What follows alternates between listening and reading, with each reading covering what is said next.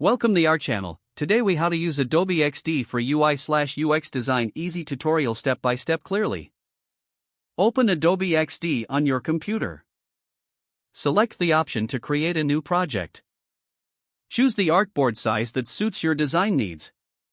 For web designs, opt for the desktop or tablet artboard.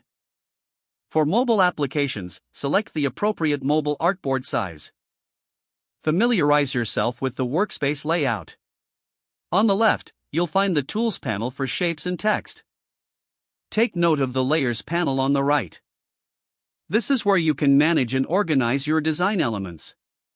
Begin by selecting the Rectangle tool from the Tools panel. Click and drag on the artboard to create your first UI element. Use the Properties panel on the right to adjust the size and position. Change the fill color for the rectangle to match your design palette. Next, add text by selecting the Text tool from the Tools panel. Click on the artboard to create a text box. Type in placeholder text for your design. Use the Properties panel to adjust the font, size, and color. For more design elements, explore the shape tools like ellipse and polygon. Continue to add rectangles, circles, and other shapes as needed.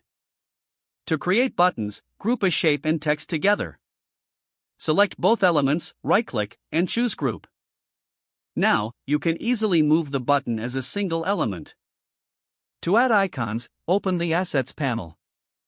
Browse through the available icons or import your own. Drag and drop icons onto the artboard to enhance your design. To create interactions, select the Prototype tab at the top. Choose an element, then drag the blue arrow to another artboard. Set the interaction type, like tap or drag. Don't forget to like this video and subscribe to our channel for more step-by-step tech guides.